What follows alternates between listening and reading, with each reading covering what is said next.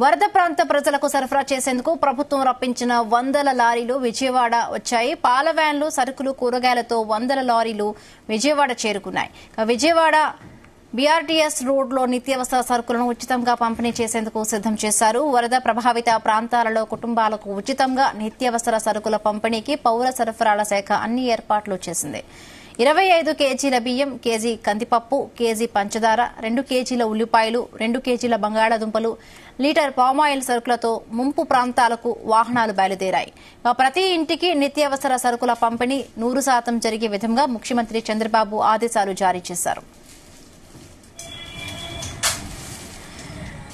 నిత్యావసర సరుకుల పంపిణీకి సంబంధించి మరిన్ని పూర్తి డీటెయిల్స్ మా ప్రతినిధి యశ్వంత్ అందిస్తారు. యశ్వంత్. Thank you Himabindu.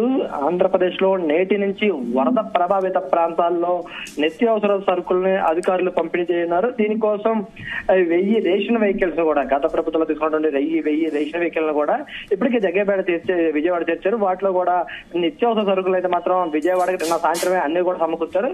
ఒక్కొక్క ఏదైతే వరద బాధిత కుటుంబం ఉందో ఒక్కొక్క కుటుంబానికి కూడా 25 కేజీల బియ్యం, అదేవిధంగా బంగాళదుంపలు, ఉల్లిపాయలు, కందిపప్పు, పంచదార, నూనె ఇవన్నీ కలిపి ఒక కిట్ ను కూడా అందజేయన్నారు. ఈ కిట్ ను కూడా 2 భాగాలుగా, ఒక బియ్యం బస్తా ఒక కిట్ భాగాన, తర్వాత అదేవిధంగా కందిపప్పు కానివ్వచ్చు, బియ్యం, పంచదార, అదేవిధంగా ఆలుగడ్డలు కానివ్వచ్చు, అదేవిధంగా ఆ నిత్యావసర వస్తువులు ఇవన్నిటిని కూడా మరొక ప్యాకెట్లు చేసి ఈ 2 ప్యాకెట్లు కూడా ఒక్కొక్క కుటుంబానికి అందజేయనున్నారు. ఇది కూడా చూసినట్లయితే మాత్రం ఇప్పటికే దీనిపై నాదెండ్ల మనోహర్ కూడా నిన్న ఒక ట్రయల్ రన్ అయితే చేశారు. దీన్ని కూడా ఈ రోజు అయితే అమలు చేయనున్నారు. ఇప్పటికే విజయవాడలో ఉన్నటువంటి బీడీబీఎస్ రోడ్డుకి అయితే మాత్రం 1000 వాహనాలు చేర్చారు.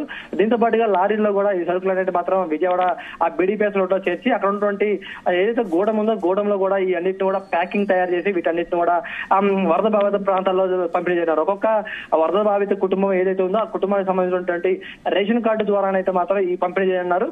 అదేవిధంగా రేషన్ కార్డు లేని వారిని కూడా ఆధార్ కార్డు పరంగా అయితే మాత్రం ఈ రేషన్ సరుకులు పంపిణీ చేయనున్నారు. అదేవిధంగా అయితే మాత్రం సిగ్నల్ లేని ప్రాంతాల్లో అయితే మాత్రం అందరినీ కూడా ఒక ప్రాంతాన్ని తీసుకెళ్లి అక్కడ గుమ్మిగూడించేసి వాళ్ళని పేర్లు కూడా రాసుకొని అదేవిధంగా వీళ్ళకైతే ఈ పంపిణీ చేయనున్నారు. ఇప్పటికైతే మాత్రం గత వారం రోజులకైతే మాత్రం వరద ప్రభావిత ప్రాంతాల్లో నిత్యావసర సరుకులతో పాటు కట్టుబట్టలతోనే ఇంట్లో నుంచి బయటకు వచ్చిన పరిస్థితి ఏర్పడింది. దీంతో కూడా చాలా వరద ప్రభావిత ప్రాంతాల్లో అయితే మాత్రం ప్రజలు చాలా ఇబ్బందులు గురయ్యారు. వాళ్ళు కనీసం 3 రోజులు 4 రోజులు కూడా కనీసం మంచినీళ్ళు దొరకని పరిస్థితులు అయితే ఉంది. దీనిపై కూడా ప్రభుత్వం స్పందించి ఇప్పటికే ఆదుకునేందుకు ఈ వరద ప్రభావిత ప్రాంతాలను ఆదుకునేందుకు అయితే మాత్రం తీవ్రంగా కసరత్తు చేపట్టింది. దీనిపై కూడా ఇప్పటికే చంద్రబాబు కూడా దీనిపై కూడా పూర్తి ఆరాలు తీశారు. ఇప్పటికే 179 సచివాలయ పరిధిలో ఉన్నటువంటి ప్రాంతాలను కూడా ముప్పుడికి గురయ్యనట్లుగా గుర్తించారు. దీంట్లో కూడా 79 సచివాలయాల పరిధిలో మాత్రమే నీరు వెనక్కిళ్ళిందని, ఇంకా 100 సచివాలయ ప్రాంతాల్లో ఉన్నటువంటి ఆ ఏరియాలో అయితే మాత్రం వరద ప్రభావిత ప్రాంతాల్లోనే ఇంకా ముప్పులోనే ఉన్నట్లుగా అయితే మాత్రం అధికారులు గుర్తించారు. దీనిపై కూడా ఇప్పటికే దీని రేషన్ షాపులు పంపిణీ జరగాలని ఇక్కడ కూడా అందజేయనున్నారు. కృష్ణా జిల్లా, అదేవిధంగా ఎన్టీఆర్ జిల్లా, ఏలూరు, గుంటూరు జిల్లాలకు సంబంధించినటువంటి ఆ రేషన్ వాహనాలు అన్నింటినీ కూడా విజయవాడ తరలించి దాని ద్వారా కూడా అందజేయనున్నారు. దాదాపు 5 రోజుల తర్వాత అయితే మాత్రం ఇప్పటికే కొంచెం సూర్య భాగం అయితే మాత్రం కొంచెం వెలుతురు ఇవ్వడంతో అక్కడ విజయవాడ ప్రాంత ప్రజలైతే మాత్రం ఊపిరి పీల్చుకున్న పరిస్థితి ఉంది. అయినప్పటికీ కూడా కొన్ని ప్రాంతాల్లో వరద తీవ్రత ఉన్నప్పటికీ కూడా వరద ప్రభావంతో కూడా కొంత ఇబ్బందులు గురవుతారని చెప్పుకోవచ్చు.